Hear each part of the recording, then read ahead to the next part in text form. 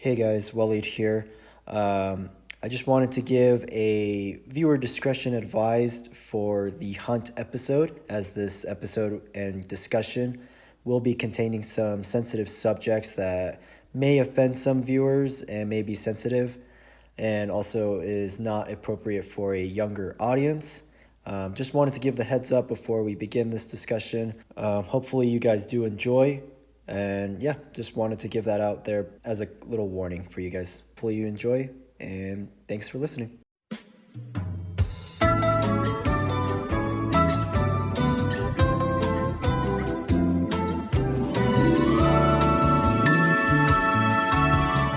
5, 4, 3, 2, 1, go. It's a quick countdown today. Welcome to the Awful Takes podcast. I am Nabahi. I'm joined by my co-host Wallied. Hello, I'm Wallied. We are here today. It is the beginning of May. A lot of movies, summer movies are going to be coming out. What's your favorite summer movie you're looking forward to? Blockbuster. Honestly, I'm kind of interested in that Furiosa. I know when you talked about that on the first episode, I was kind of like, that seems pretty interesting, and I definitely should check out Mad Max Fury Road before that. But yeah, we're a couple weeks away. Kind of looking forward to that. How about you? There. I would say Furiosa obviously is top on my radar. I do want to go see Planet of the Apes. People have been talking about it. So I want to go check it out, but it's just, I feel like I'm kind of the only person I know who wants to see it.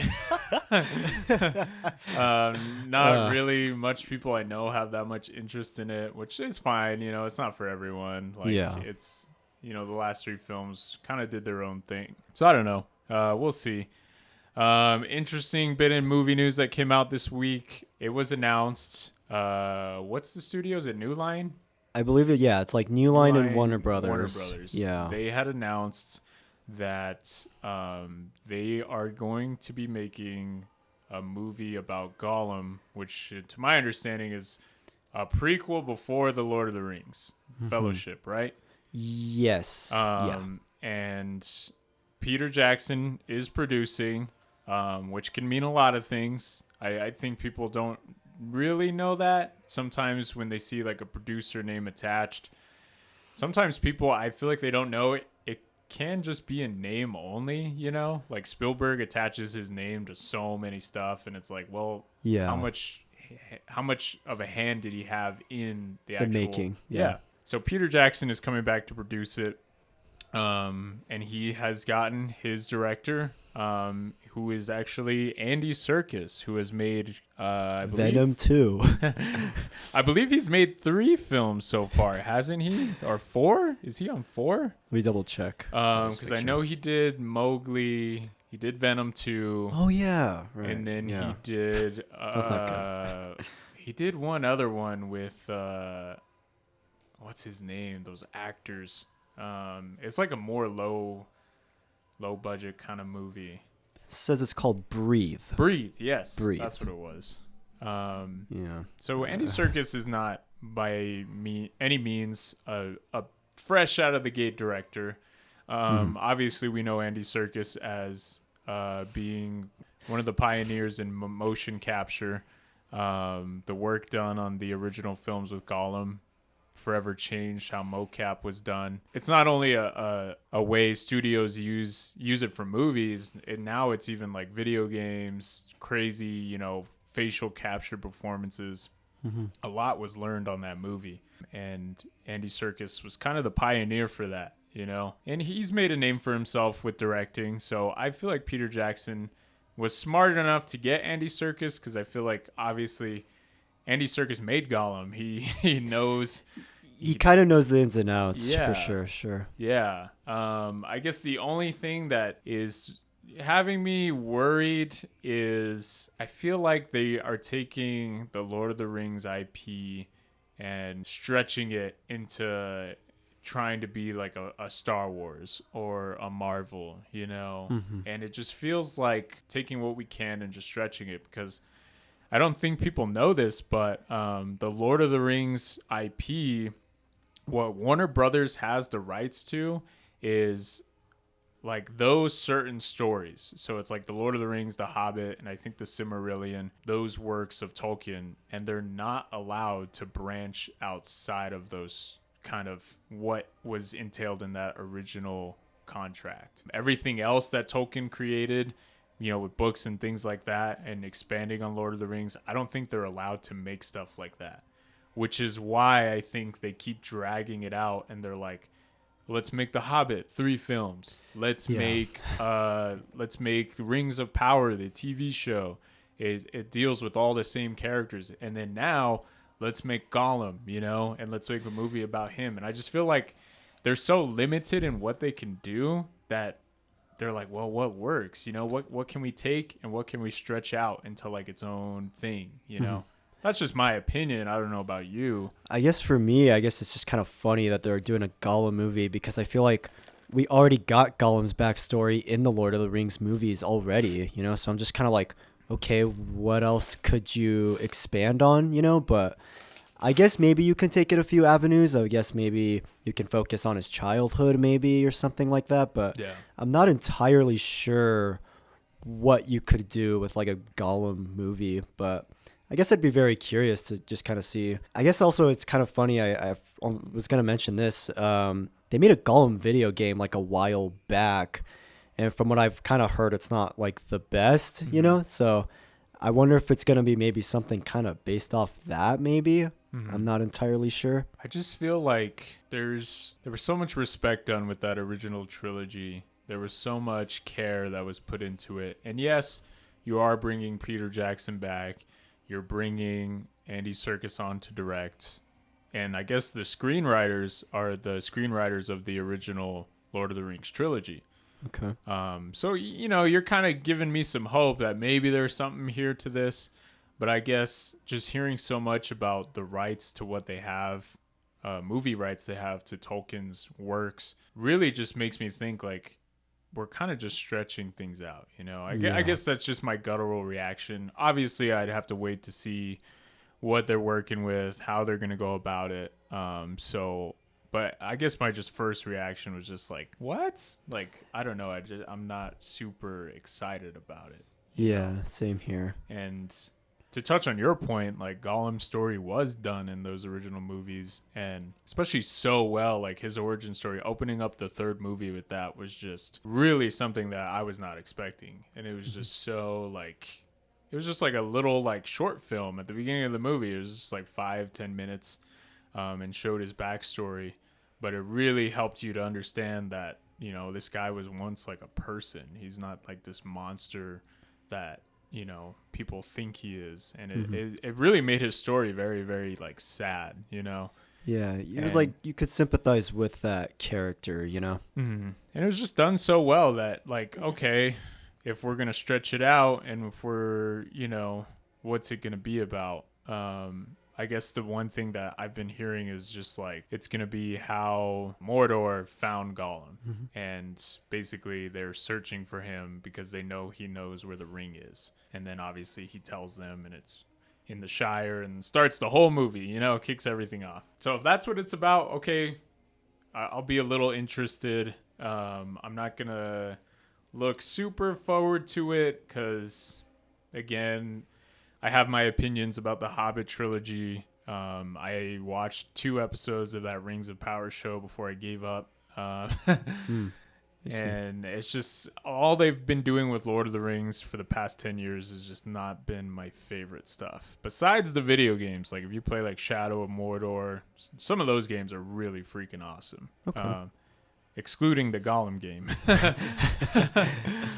which was, I believe, dubbed the worst video game of the year last year. Was it? Or 2 years ago, yeah. Oh, I didn't know that. It's really, really bad. I never played it, though.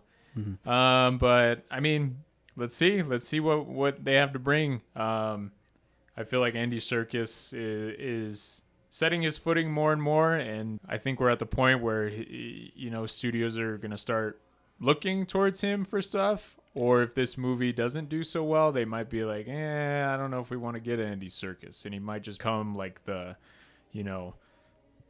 art house, lower budget filmmaker, which would be interesting either way. I mean, I would take either way. I do like some of Andy Serkis's films. I don't really pin a whole lot of Venom 2 on him. I feel like the screenwriting in that movie just wasn't the greatest. Sure. Sure, of course. Yeah. But yeah, I mean, I guess we'll see. I love Lord of the Rings. It's my favorite movie trilogy. Nice. So we'll see. I'm gonna hold high hope. I hope Peter Jackson, as a producer, I hope he just commits to it. Just step in, be there, help Andy Serkis out. Like help execute this vision a little bit. Yeah. So I guess we'll see. I don't know. All right, today we are reviewing The Hunt 2012. There's a lot of movies called The Hunt. So if you're ever looking this movie up, it's the 2012 one with Mads Mikkelsen. Came out in 2012. I recommended this movie just because I feel like I haven't seen a movie like this where I had just such a visceral reaction to it, where I was just getting angry with the things I was watching and getting really it almost got to the point where I just wanted to turn it off. That's how upsetting it was. And yeah, to this day, I feel like I haven't really experienced a movie like this. It really does feel unique.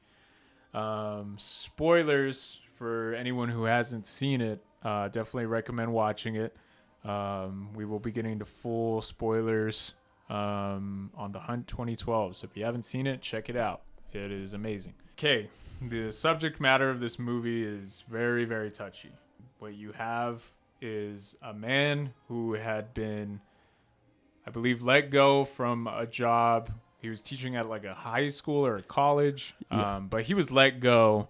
I don't believe they say why, but eventually the movie already opens with that in the past, and he is working at kindergarten, preschool, and it's really meant to be just kind of like a stepping stone to, finding another job. They set up his family life. He is divorced. He has a son that he wants, partial custody over, wants to see him. His life isn't necessarily all put together, but when they introduce this character, you can just tell that he's a very kind, thoughtful man. He visits his best friend and his family, and he kind of sees that their family is rocky, to say the most. His best friend has a daughter that goes to that kindergarten, and obviously at this kindergarten, the kids love him. He's kind of like the hands-on, I'm going to run around, act like a kid. We'll play tag, things like that. And that's just kind of sets up who he is. He's just like that guy who cares about his job, whether he's working at a high school, college, or whatever, or he's at daycare, he just is a person who cares. And what ends up happening is his best friend's daughter wrongly accuses him of basically sexual assault. She does it in a way where she tells the teacher something that had happened. And the way she goes about it, she doesn't say much, but she says enough to where the teacher gets clued in and kind of starts filling in the gaps. The whole time, that Mads Mikkelsen's character didn't do anything wrong. He didn't do anything. These are false allegations. And he's kind of left at the mercy of his boss, this little girl, the little girl's family, and he is just almost instantly outcasted for these allegations. And throughout the course of the movie, you just see his life slowly deteriorate, fall apart, and you can't really do anything. You're just there to just watch this happen. And granted, you do see maybe he could have went about things in a different way. He could have said things, maybe been a little smarter or whatever, but it just feels so real. I think that was what affected me the most, is just like, it didn't really feel like I was watching like a movie, In multiple parts in the movie, there you expect there to be like a movie moment of like yelling or people getting angry or like an exchanging of dialogue or like a long drawn out emotional sequence, And those moments never really happen. there, anytime there is like an emotional beat or something, it feels very like real, and it feels very, I guess, quick, compared to like a normal movie where they might drag it out and give, some crazy spouting of dialogue, Mm-hmm. and the movie never really does that. It just feels very, very grounded. And watching his life slowly fall apart, and the abuse that happens, the outcasting that happens to him, is just so, so sad. And it makes you so, so angry, because as an audience, this is not true.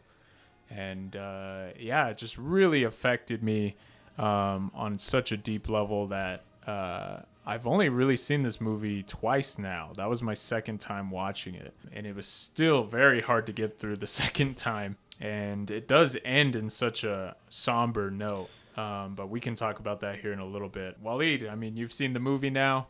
What was your reaction? So I saw this movie in college a couple of years ago, and I didn't know anything about it. It was on like my list of like the like top 250. So I was like, okay, I like Mads Mikkelsen.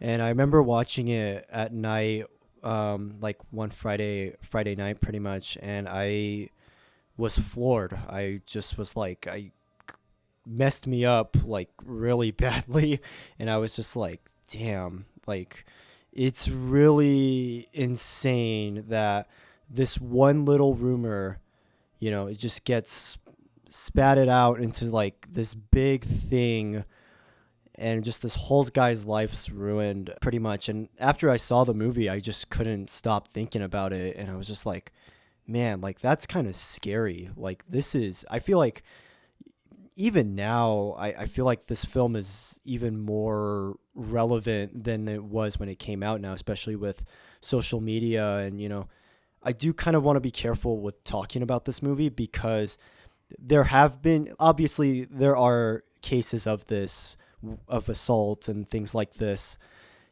but especially, I guess I kind of would want to say, like, this is a great film about like finding out about like two sides to the story. You don't really agree with either side. You just get to see both sides, and there's a lot of gray area in this film that I really appreciate. And I love that the film doesn't take sides to say, oh, this guy's right, or oh, this teacher's wrong, or these people are right or wrong for thinking this way, And I guess the second time seeing it too, it gives you, I had completely forgot that like the intro of the film is like so comedic and like just so lighthearted that it's just like, it's kind of messed up almost. It's like, oh wow, it's like all cheery and all that. And then like once the stuff actually happens, it's like, oh damn, that's took a dark turn really quickly. One thing I really love about the movie, too, I wanted to mention is that I love how there are like little hints and details I picked up on the second time, where you see why this girl is kind of saying that, because you notice it from the older brother that's showing her, that really graphic picture. She's hearing stuff from her parents or other adults around her or kids. You got to really be careful with what you say around children, especially. Yeah. It really just does, like you say, kind of goes in that gray area. You don't really feel like you're watching a completely one-sided story, because anytime this subject matter is talked about, everyone's nerves get touched in a way. Like everyone feels some sort of way, and that's kind of the approach to the movie, is just like when the teacher hears about it, her parental instincts kind of kick in, you know, and understandably so. Yeah, understandably, too. And it's just like, granted, maybe she could have went about it a better way. Maybe there was a more, I guess, fair way to handle things, but it really does feel like you're in a gray area of, well, if this were to happen, like things can get heated pretty fast. To touch upon the stuff that makes me, upset is just like, we know he's not wrong, yet parts of the movie you just see like he sabotages like his own relationship with one of the other teachers who believes him, and he gets angry at her because she doesn't at one point she does kind of question something, and it just totally sets him off, and his relationship gets ruined, Yeah. and you could tell that he was very happy with this woman, because at one point he does say like, oh, I was gonna introduce you to my son. Yeah. So you could tell things were getting pretty serious. Obviously the scene where his dog ends up getting killed Is was genuinely one of the most devastating scenes I think I've ever seen. absolutely crazy. Him trying to pull his son back is just like, God. So upsetting. The scene where he's at the store just simply trying to shop for groceries, and the store owner says, you're not allowed to shop here anymore, you have to go somewhere else. Yeah. And things get physical, like people start Punching him, hitting him, throwing things at him, and he's just at a rock bottom, and it's just so like so sad, and I guess the way things go about in the film is just meant to show like these allegations have very serious consequences. Even just the thought of saying stuff like this can just totally change a person's life, Mm-hmm.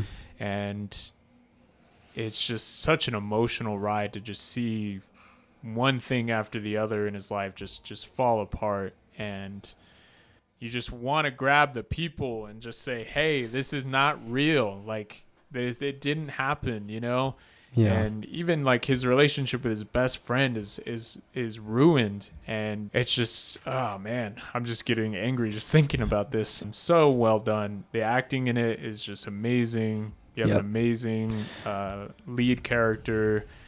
The supporting characters are amazing. The best friend's dad, or the best friend, his acting is so good in the movie. Same with the wife, the teacher, the little girl. Just everyone in it is just doing such an amazing performance that just really makes it feel real, Yeah. Very subtle, very naturalistic, not like kind of showy or anything like that, I was going to mention, actually, there's a really great foreshadowing thing with the supermarket where at the beginning he goes to the supermarket and he sees the little girl, and when we get back to that supermarket scene later in the film, he's kind of like in that same spot as the girl.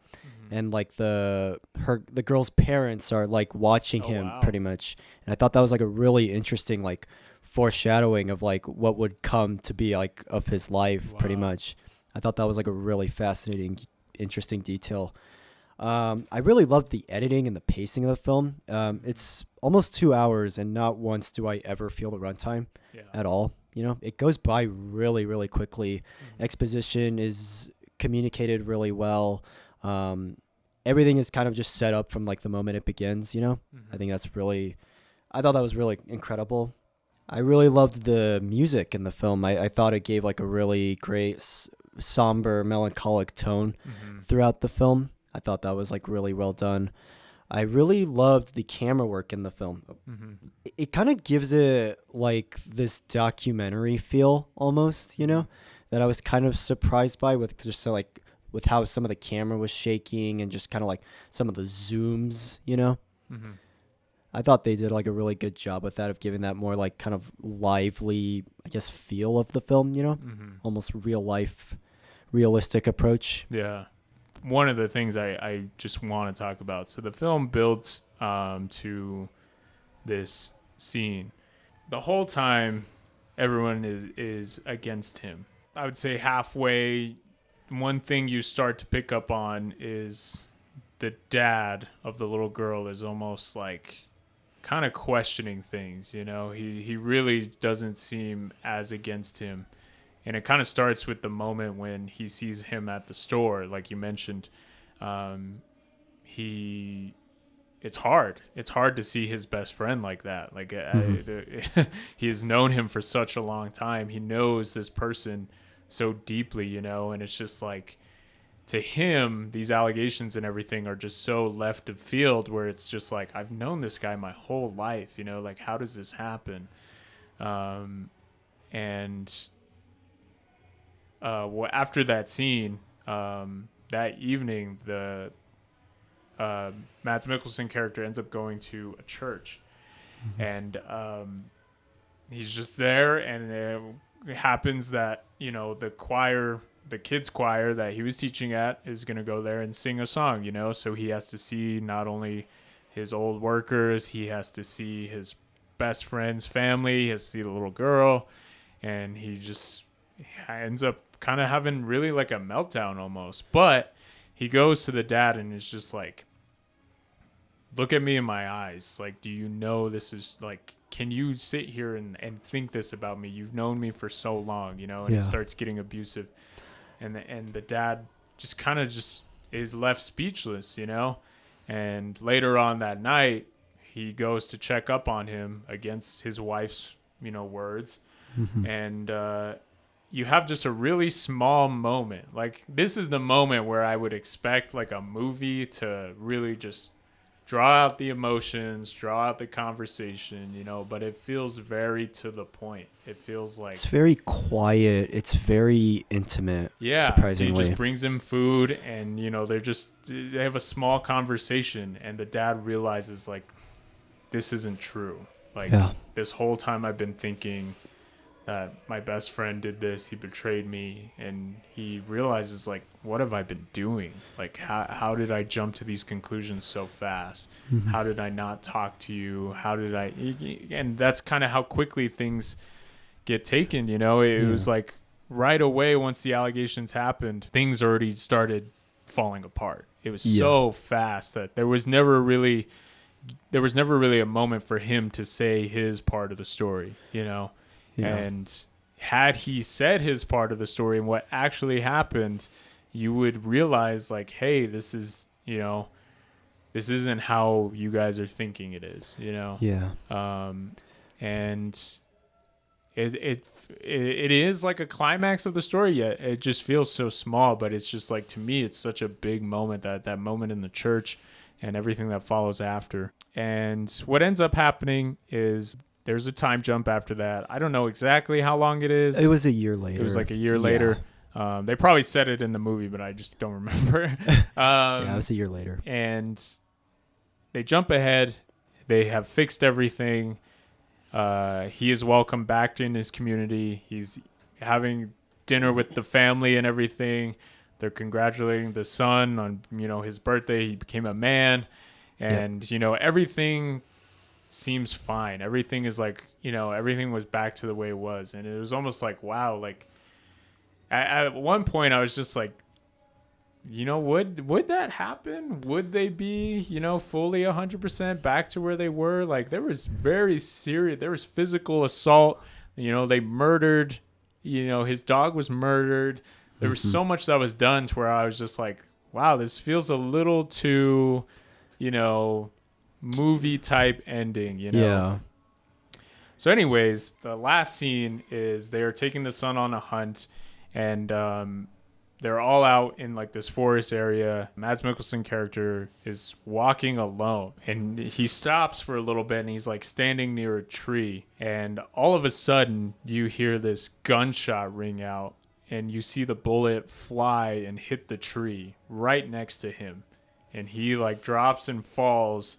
And he looks up, looks around, and you see the silhouette of someone off in the distance. Technically was like aiming at him, but they quickly turn and just run away. Then you realize, okay, this isn't really the happy ending that they were leading on to be with that time jump. This is, all those allegations, everything that happened, you may think that problem is solved and done with, but there's still going to be the public opinion of they don't believe that. To them, you are this villain. To them, they are, you're this evil person. And seeing that gunshot and everything happen, it was just such a like, oh my God, like I was just like, what the heck? And then the movie ends. Yeah. I love that it leaves it open-ended. Yeah. So I was just like, oh my God, like, wow, that was amazing. Like I don't know. That was one of my favorite endings in movies. It was just so like... It's very polarizing, for sure. Very polarizing. It really encapsulates what the film is trying to say, that even if, yes, there are still like claims that like you're not guilty and that you didn't do any of this, you're going to still have the opinion of people that will still be like, oh, maybe he did it and he's just covering it up really well, or he's just lying, And I think that ending just really gets that message across, I think, absolutely well. And it really does show, like you said, like, the day and age we're living in now of just like, people can just say anything, and it's just like sometimes people will just believe it without even looking into the facts, you know?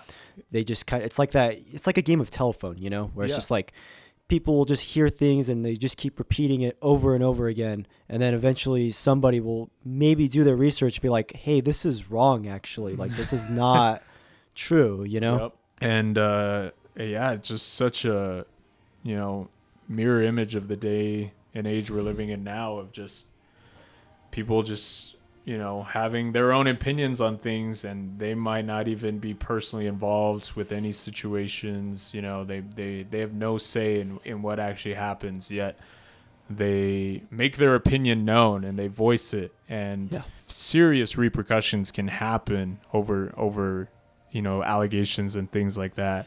I did not know this, however, which I ended up seeing, and I'm glad I didn't see it. There is an alternate ending to this movie. I felt it was very similar to like Get Out, where the ending just totally changes. Well, I guess one other ending they filmed, you can watch it on YouTube. Mads Mikkelsen character actually ends up getting shot, and he ends up getting killed. Oh, really? And that's how the movie ends, And I saw that. I was just like, wow, that must have been like, that's a crazy different way to take this film, compared to what they did. I am glad they went with the ending they had, because I feel like there's just so much more of an impact knowing that you're still alive and you're going to have to think about this for the rest of your life. Had they killed him off, I felt like, yes, it would have been sad. Yes, it would have sucked, but it's a much more scarier thought to know that you have to live with that for the rest of your life. Why do you think the movie is called The Hunt? I just feel like that's technically what the main character is kind of put in. Like, he's almost just like a prey for all these people to just, he really has no say in what actually happens. He's just kind of there, and whether or not he does get hunted or killed or whatever, it's kind of it.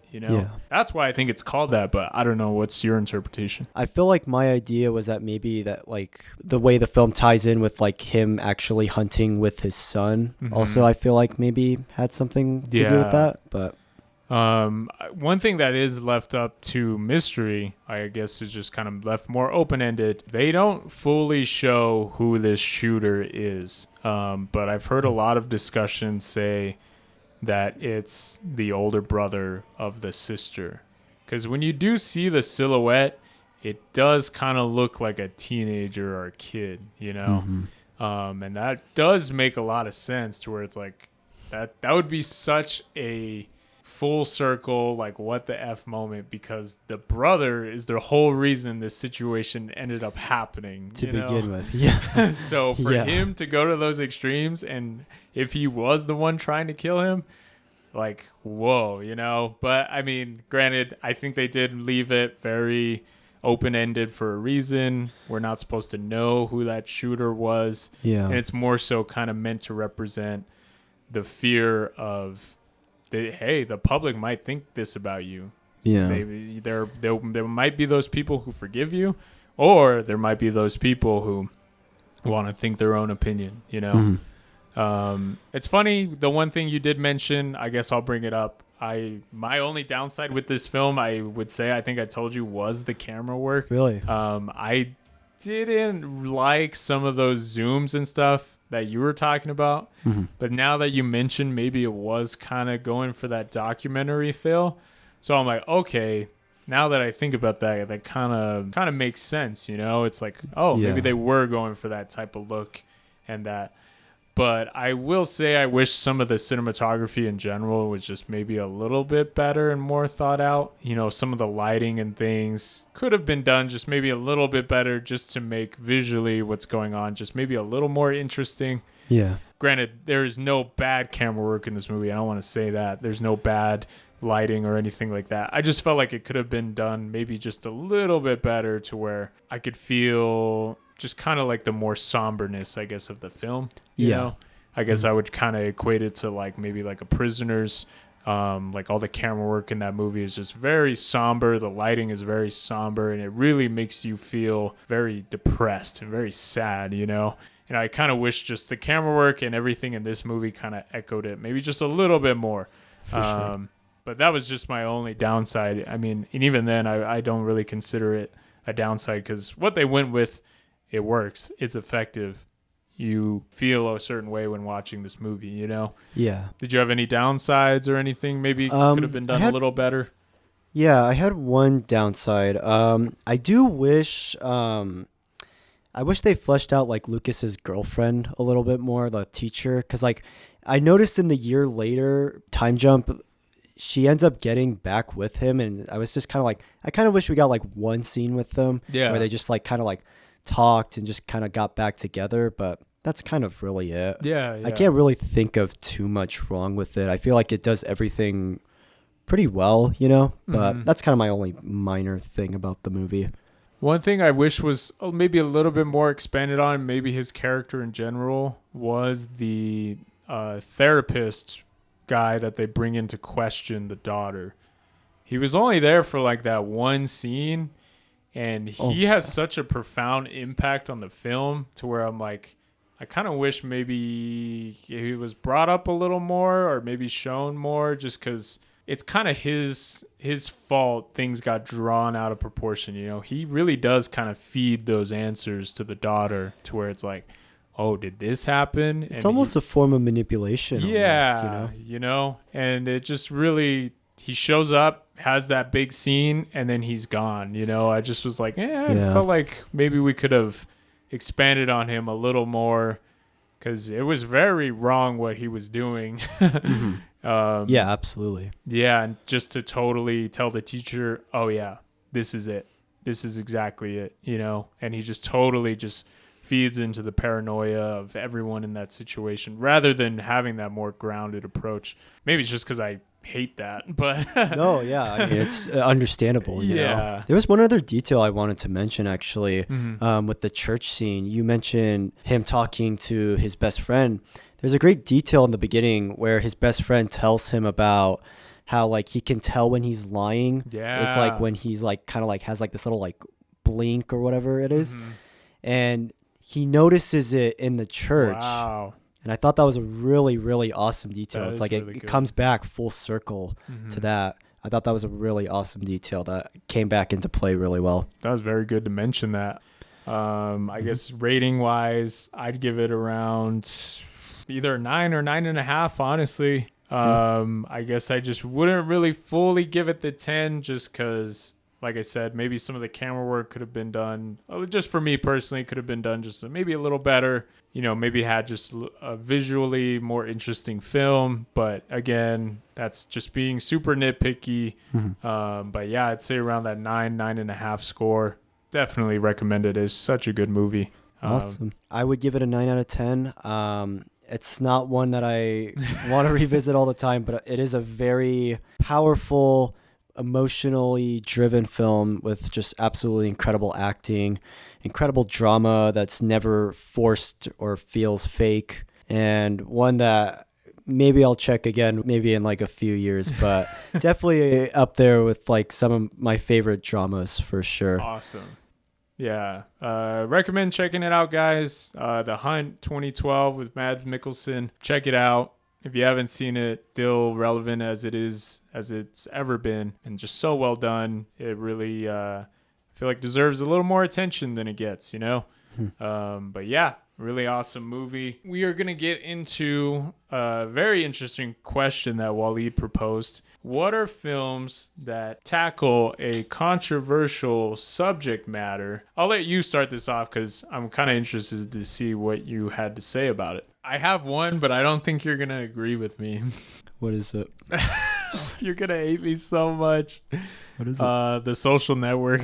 Social Network? I think it approaches that controversial kind of what really did happen, you know, when this thing was kind of, and obviously we're going to treated as not the super autobiographical film that some people treat it as, because a lot of stretching was done, a lot of dramatization was kind of added to, give the film a little bit more flavor, because a lot of people have kind of said this isn't completely accurate, but it does address this person who is super successful, and how much of it is attributed to him or the people around him, what actual impact was created by him, And I feel like they do such a good job of making it like super neutral. You don't really feel super one-sided to anyone in that particular film. That was kind of my first time.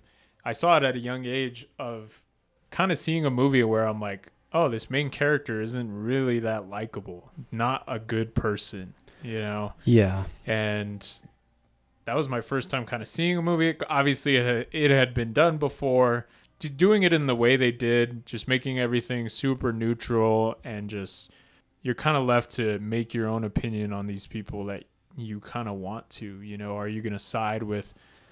Are you going to more align with Mark Zuckerberg, or are you going to align more with Eduardo Saverin? Yeah. And even the film, like the score they made with Trent Reznor and Atticus Ross, even has that neutral approach. It really is just like a somber kind of quiet soundtrack that really is just like, you don't really feel like anyone's really being portrayed in typical movie fashion with like, crazy music or super meant to influence Yeah. Such a genius way to go about that. And I don't know, I really like the film. Nice. And I feel like it approaches that subject matter in a very good and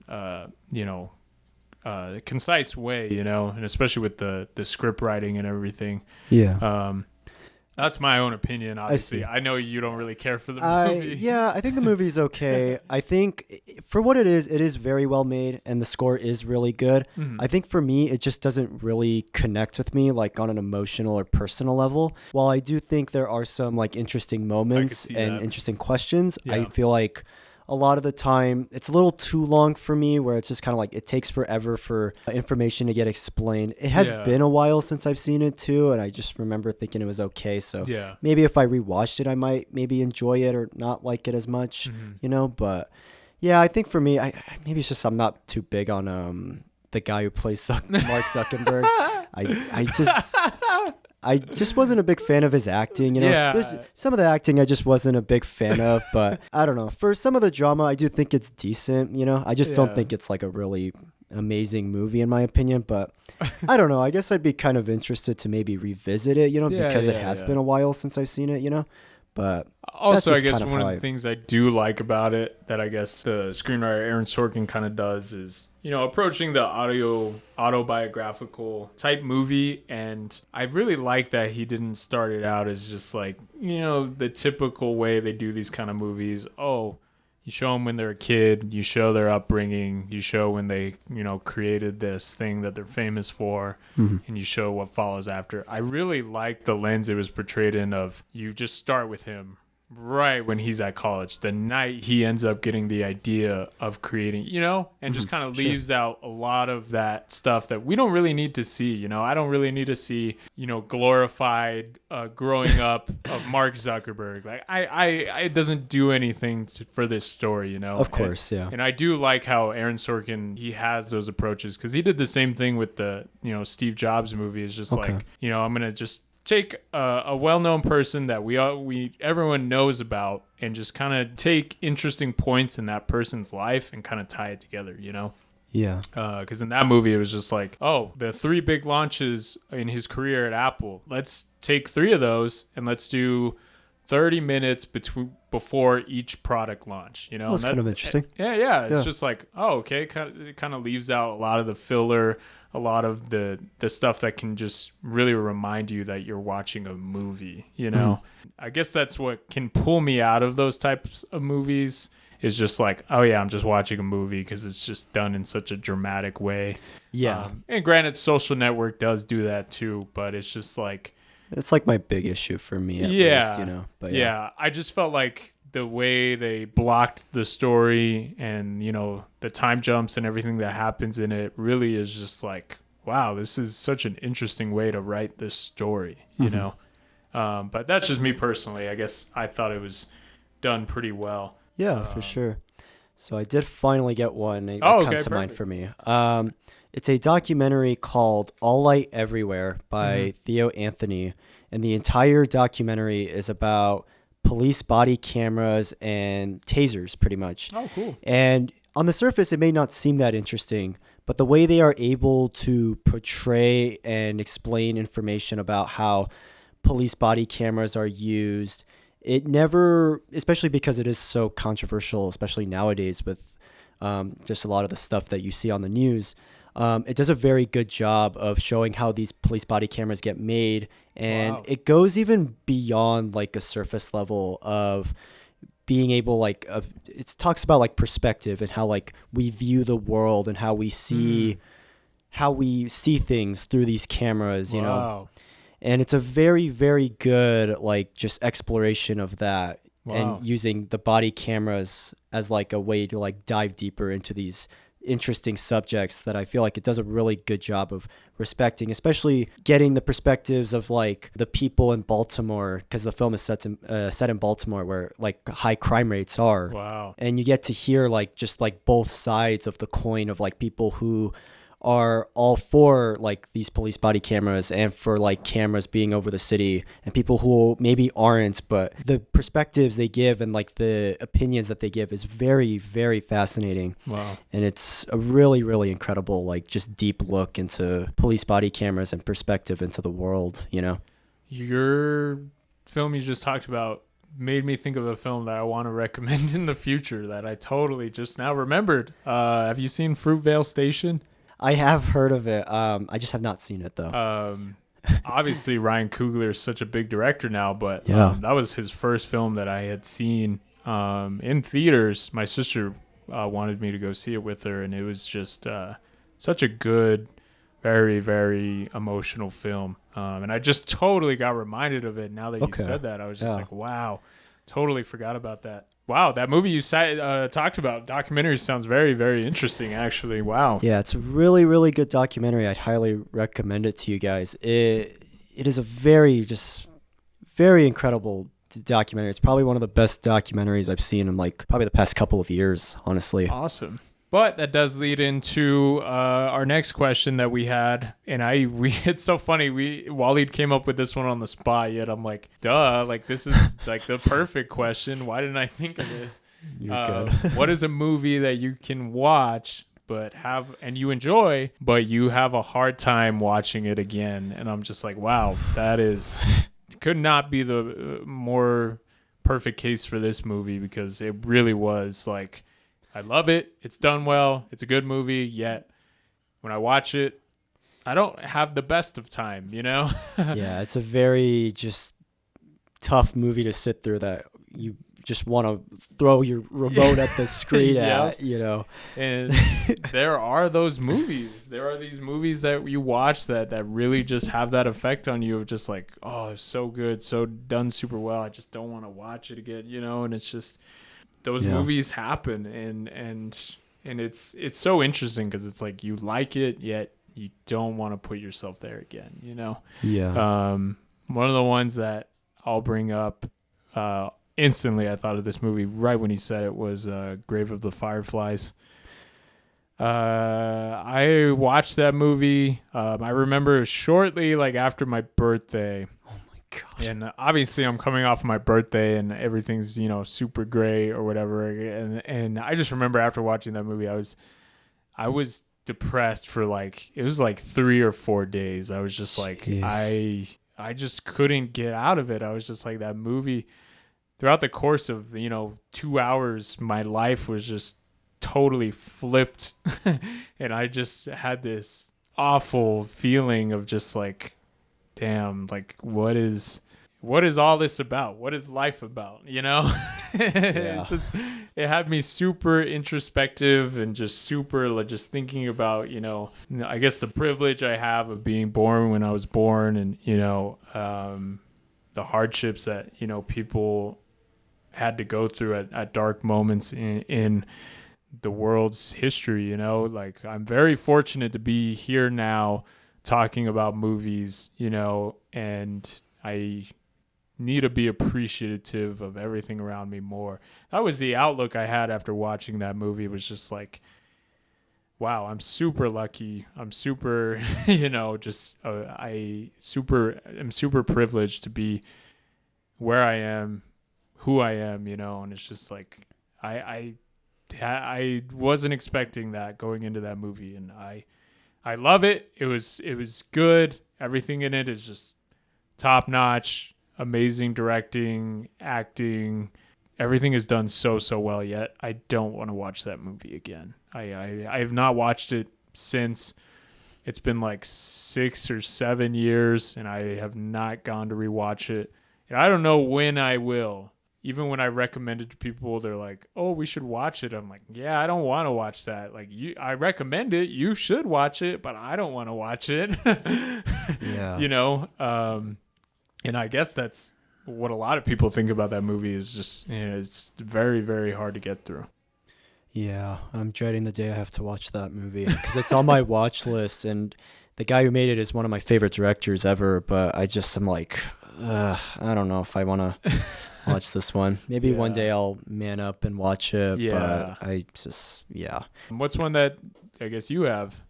So there was two that came into mind for me. One I watched this December, and the other one I watched about like a year or two ago. So I'll start with the one I watched a year or two ago. It was called Come and See. It is a Russian film from 1985. It is a World War II film. Mm-hmm. And the entire film takes place in these small Russian villages, pretty much. And this kid who finds a weapon gets recruited into war, and it is genuinely, it's like a fever dream, pretty much. There's a lot of surreal elements to the film.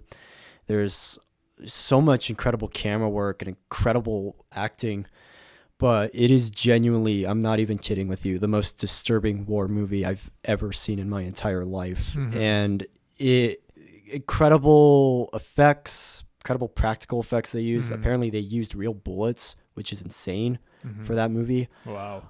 It's like the most miserable 2 hours you could sit through. My God. It's just one of those movies where I watched it in like the morning, and literally like right after I was done, I had to go to school, and I could not think straight. Wow. It just messed me up so much, and I just was like, I don't even know if I could even put into words mm-hmm. what makes this movie so powerful and so terrifying.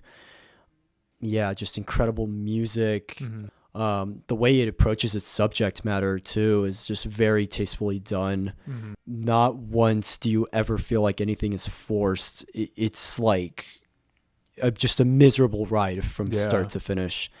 And as much, I would consider it perfect. Like, it's a perfect 10 out of 10 movie, mm-hmm. and one I would strongly recommend, especially knowing that you're into, like, World War II stuff. Yeah. But it's one I can't ever watch mm-hmm. again, you know, with just its portrayal. It's so just heartbreaking. Uh-huh. I don't even want to say too much about it, you know, because it's hard to talk about, but I'm getting chills just talking about the movie. Those stories, World War II, such a dark time in the world's history. And it's always so interesting to see, you know, these storytellers, you know, go back to that moment and really just, okay, what do I want to show? Because there's just so much that was done during that time period mm-hmm. on every side, you know, what atrocities happened, what, you know, crazy acts of evil were going on at that time. And it really is, to me, just one of probably the most interesting, you know, time in the world's history. It was just... Yeah. That it wasn't that long ago, you know, and it was just like 80 years ago. And it's just much. Like watching or seeing, hearing the stories, knowing the lives that were taken. And it's just like, wow, this really wasn't, you know, too long ago. And yet we learned so much from it. Mm-hmm. And we see it portrayed a lot, and yet it still always feels relevant. It still feels fresh. And it still, to me, just is a very, very just interesting topic, I guess, when it comes to movies. I think for me too. Sorry, I wanted to mention one more thing before gave my next one was I love how the film is very small scale. You know, even though it is set during World War II, it oddly feels like kind of big for like considering how small scale it is, being set in these small Russian villages. You know, it makes it just makes it hit even more harder. Just kind of knowing that and knowing like just the context with everything. Yeah, no, definitely.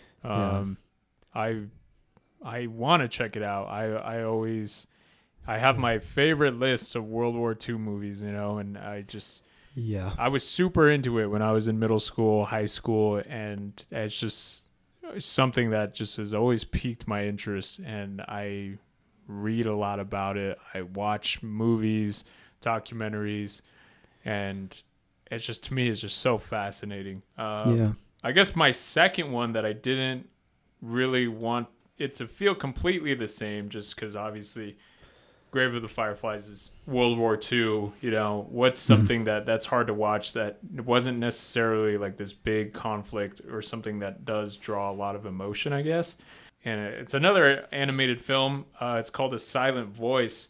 Oh, God. And I think I connect with that one a lot just because the main character in that film has something in his past that he regrets a lot. And I connected with that because who I was in middle school was not who I was in high school. In middle school, I was very much like a bully. I was very angry towards a lot of people, and I did a lot of things that I regret. And I guess watching that movie, seeing a character kind of going through that same thing and portraying the isolation that he feels for doing things that he really regrets, you know, was just so sad.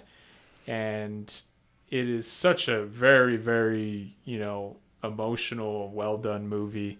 I'm not going to get too much into plot or anything, but that's one that I have seen. I bought it. I have it on Blu-ray. It's in my house, and I have never watched it a second time just because I connected with it a little too much, and it made me very, very depressed, very sad. And I was just like, wow, that was very well done. And I recommend a lot of people that movie, and That's a really amazing movie. Really amazing movie, yet I have the hardest time anytime people want to watch it or they talk about it. It's just, to me, it just really struck a chord of you can have moments in your life that you regret, and it's hard. It's hard to live with those moments and to know you can't go back and you can't change them. You have to learn to live with them, you know? Mm-hmm. But yeah, that's another movie that definitely, it's a great pick, got brought to mind when you proposed this question. Maybe one day I'll watch it again. Like I said, I have it. I own it. Nice. But yeah, I can't get the courage to sit down and do it again. Yeah, for sure. What is your second film? So this was very hard because there's a lot of films I would consider with this question, but this is one that came to mind for me that I would consider a masterpiece, but I would just never want to watch again. It's from my favorite filmmaker, Akira Kurosawa. So the film is called Ikiru, or To Live in English.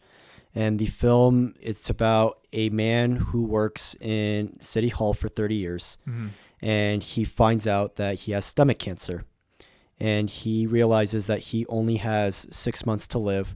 So the entire film is he basically tries to live his life to the fullest in these 6 months. And his final wish before he dies is that he wants to build a playground. Mm-hmm. And you are on this journey with this main character for the entire 2-hour runtime. Mm-hmm. And it is the most heartbreaking, miserable experience ever. Mm-hmm. It's surprisingly still relevant, even though the movie is like from 1952. Mm-hmm. There's a lot of great commentary in the film I won't get too into. The whole journey is just so depressing, but it's also just life affirming, where it makes, by the end, you just appreciate the people around you, and you appreciate the life that you have, and that you're grateful for the things that you do have, you know? Yeah. It's a film where you should not take things for granted, you know? It has some of the best acting I think I've ever seen. The main guy in the film, he's played by Takashi Shimura, who's also in Seven Samurai. There's a specific scene in the film where he's just singing this song, and he's like just bursting in tears, and it gets me just every single time. You know, it's not even, and it's supposed to be like a happy song, but the way the film uses it as like a juxtaposition is just like, it hurts. Mm-hmm. It just Wow. destroys you, you know? And yeah, it has probably one of my favorite endings. It has one of my favorite structures, I think, of any film. I've never seen a drama film that's done like this, you know, where the second half is told through this different perspective, you know? You're seeing different perspectives of people who knew the main character, and it's just so fantastic, and it never once feels out of place, you know? But that's one that comes to mind for me. It's a film that I strongly, it is a little tough to get through, but it's a film I strongly recommend, and I feel like it's even more important than now, you know? But that's one that I feel like I might not watch again in a long while, you know, because I'm not even kidding. Like, the entire time I was watching it, I was just in tears. Yeah. I could not stop crying. You know, I just was like, I had to pause it at one moment because I was just like, I need a break. Like, I just, I couldn't, it's tough, but it's honest and it's real, and it's just absolutely incredible, you know? Yeah. And the fact that he made this before Seven Samurai, I think, is even more insane. But yeah, very incredible movie, and one that hits extremely hard for me. Yeah. Watching movies like this really does make you appreciate what you have. Yes, you go to these movies, you're a part of these stories for 2 hours, sometimes less. But to be able to leave that and go back to your normal life is such a gift. You know, it's like, wow, I got to experience that to some degree, you know, and know what that was like. But now I get to return to my own life. I'm going to try to appreciate this a little more. At least that's the feeling that I tend to walk away with when I watch movies like this that are just super impactful and make you feel a certain way. It's like, once it's done, it's like, wow, I really have nothing to complain about. Yeah. You know, and it's the same with anything, like seeing stories on the internet, things like that. It really, you just got to appreciate what you have and, you know, make the most of what you have. But yeah, I enjoy all types of movies. Last week we did a comedy movie. This week we did something a little more grounded, a little more, you know, makes you feel a certain way. The movies we were talking about just now have a different impact, you know, and I think that's such a cool thing about being a movie fan is you're going to have such a wide, you know, range of palettes that make you feel any type of way, you know. And that's why I love movies. That's why I love talking about movies, is just experiencing all these different stories. And you may have not known about something, or you may have been limited in your viewpoint before you've seen a movie, yet after you see it, you know, maybe that viewpoint is widened a little bit. Maybe you have a new appreciation for something that you didn't before. It's one of the reasons I'm such a big movie fan, and that's why I get so into movies. And yeah, I don't know, I just I am looking forward to the next one, the next episode. What are we talking about next time, Wallied? All right, so I've been wanting to talk about this film for a while. I know you've been asking me about it, so I thought it'd be time we finally do it.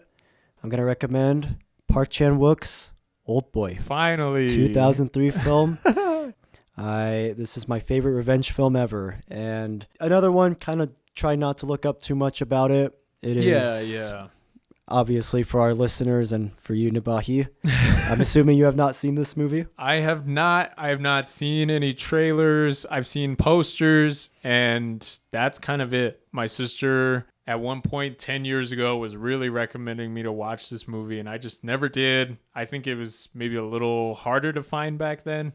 It was for a while, unfortunately, but luckily enough, it's finally available everywhere. Yeah. I can finally recommend it. So I am so excited. I will say the bar is pretty high just with everything I've been hearing about this, but I feel like this is probably one of those rare instances where your hype level is really high, yet I feel like it's going to deliver, I've heard so much about this movie and I'm so excited. I'll probably watch it alone. I don't know if my girlfriend would get into it as much. I would suggest watching it by yourself, but that's just me. But yeah, I'm so excited. Like, this is just something that I've had on the back burner for such a long time, and I don't know why it's taken me so long. But I am glad that the first time I get to watch it, a couple days later, I get to talk about it, and I get to share my experience, and that's something that I haven't done in the past. I would. To a smaller extent, just talking about it with siblings or things like that. But this is something that where I actually get to expand on ideas and thoughts that I have. But yeah, let's bring it. Awesome. I'm so excited. For our listeners, if you guys don't want to be spoiled for Park Chan-wook's Old Boy 2003, do not watch the 2013 Old Boy. Please do not do that. Yes, Park Chan-wook's Old Boy. Watch it before the next episode. Absolutely incredible. I'm not going to say too much about it, but I'm very excited to see what you think. Yep. And I'm excited to finally get to talk about it with someone who has not seen it before. So I gotta cherish this moment because I feel like my life's gonna be forever changed after I've seen this movie. Yeah. That's how I feel anytime I tackle like a movie that's just been talked about so much.